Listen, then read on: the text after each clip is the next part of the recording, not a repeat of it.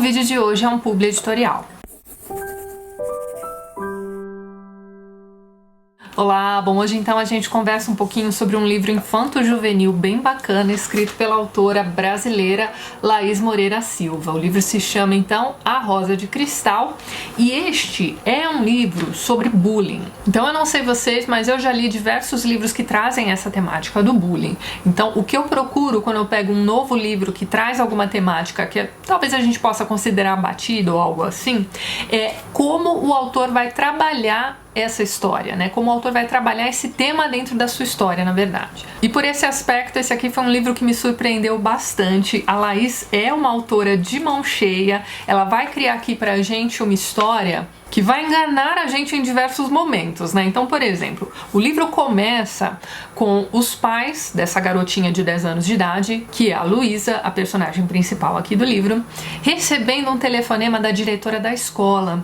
E é um telefonema bastante estranho, eu diria, porque veja bem, ela vai convidar os pais da menina para uma reunião, mas ela não vai dizer exatamente qual o motivo dessa reunião. Ela vai dizer qualquer coisa do tipo, não fiquem preocupados, tá tudo bem, a gente precisa conversar. E não diz por quê. Então a primeira coisa que eu pensei quando eu comecei a ler esse livro é de jeito nenhum que eu ia dormir, né, naquela noite. Eu ficaria só imaginando, ai meu Deus do céu, o que essa diretora quer? O que a menina aprontou na escola, né? Enfim, mas não, né? A mãe até tenta insistir um pouquinho pra saber o motivo da reunião e tudo mais, mas a diretora não explica. Então no dia seguinte, depois do trabalho do pai, os dois vão então juntos pra essa reunião com a diretora. E a gente vai acompanhando tudo isso aqui no livro. E na verdade, né, quando a gente finalmente descobre o motivo da reunião, é o seguinte: a menina aparentemente não tem amigos na escola, ela fica sozinha durante todos os intervalos e uma professora da escola inclusive chegou a observar que ela de vez em quando tem o costume de falar sozinha. Então isso deixou essa professora um tanto quanto preocupada, ela conversou com a diretora e a diretora achou por bem convidar os pais para conversar a respeito.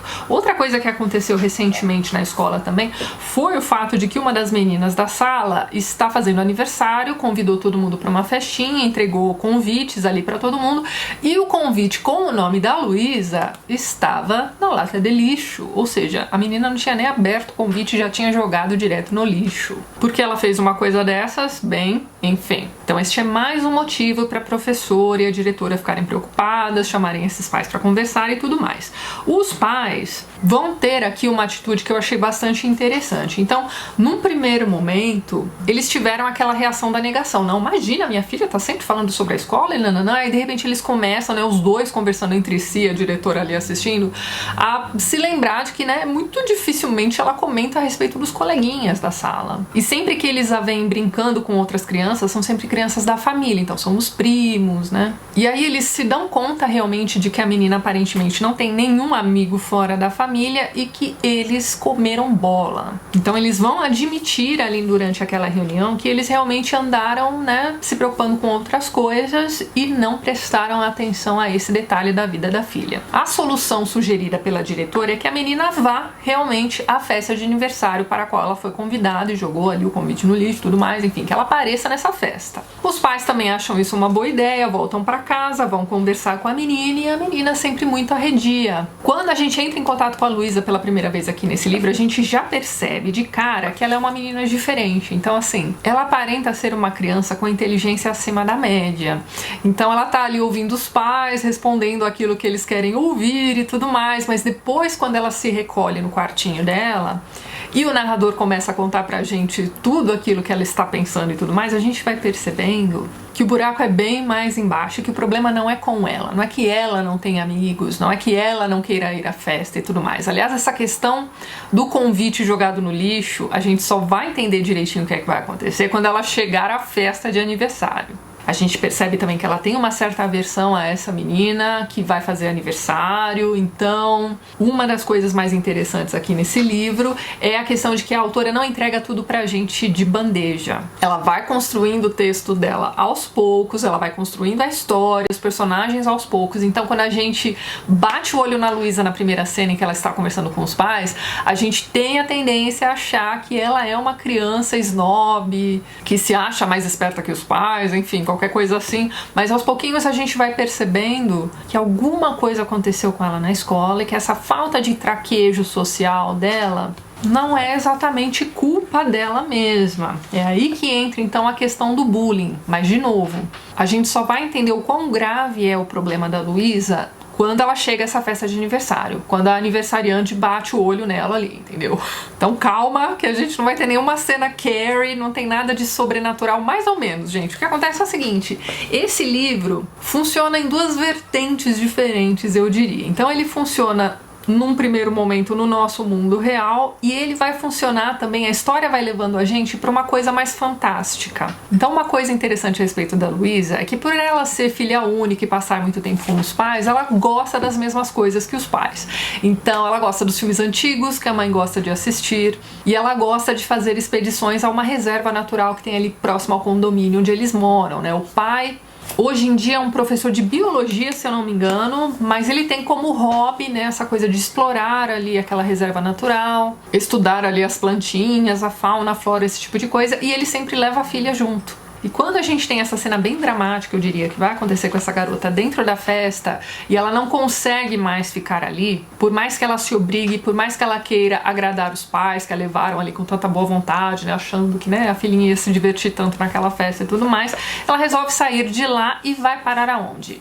Nessa reserva próxima ao condomínio. E lá ela vai encontrar uma borboleta falante. Então assim, pode ser que você esteja me ouvindo e pensando, nossa, mas que bobagem. Não é nada disso, gente. Essa borboleta tem um propósito muito especial aqui nessa história. Então ela vai contar, ela vai ser a primeira responsável, na verdade, a contar para essa garota a respeito de uma lenda que envolve ali aquela reserva e tudo mais. E como a Luísa estava muito transtornada ao entrar em contato com essa borboleta, a borboleta acaba dizendo, olha, existe aí uma lenda envolvendo uma rosa de cristal. É dito que quem conseguir juntar ali as pétalas perdidas dessa rosa de cristal pode fazer um pedido para essa rosa e ter esse pedido concedido, certo? Pois então, a menina muito se interessa por isso, porque o pedido dela é ser igual às pessoas que a maltratam na escola, para ver se eles param de maltratá-la, para ver se eles aceitam, né, a Luísa do jeito que ela é, e para que ela tenha paz mesmo, né? Então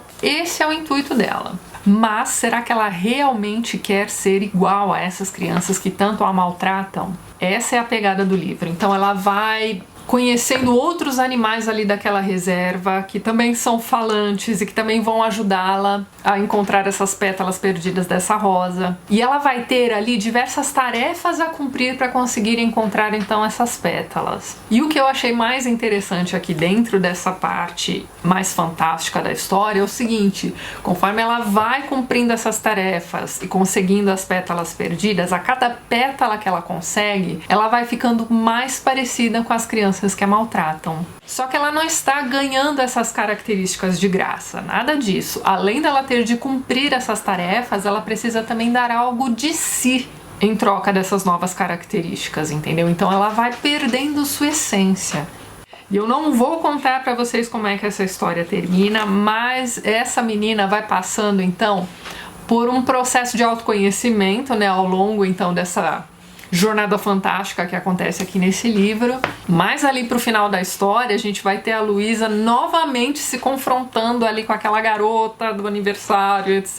E gente, é sensacional. Só digo isso pra vocês. Então, resumindo, esse é aquele tipo de livro cheio de surpresas, né? Então, quando você acha que você já entendeu pra onde o livro tá indo, é mais um livro cheio de clichês, não é nada disso. Como eu disse pra vocês, a gente começa achando, né, que o livro será uma história de bullying contada através dos olhos dos pais. Mas no segundo capítulo isso já muda, né? A gente começa a leitura do livro também achando que a Luísa é de um jeito, a gente vai percebendo que ela é de outro. Quando a gente acha que sabe o que tá acontecendo com ela na escola, a gente percebe que não é nada daquilo que a gente estava imaginando. Enfim, é um livrinho realmente surpreendente. O meu único porém com relação a esse livro é a questão da fala da Luísa. Em alguns momentos ela vai parecer muito adulta. Mas é aquilo, né? Por mais que ela seja uma criança que fica muito em contato com os pais, que são professores, etc., mesmo assim, né? Algumas das falas da Luísa vão soar bastante inverossímeis pra gente. Mas fora isso, este aqui é um belo de um livro que eu recomendo muito pra quem gosta, então, de leituras infanto-juvenis. E também pro pessoalzinho dessa faixa etária mesmo ali, entre os 9 e os 13 anos.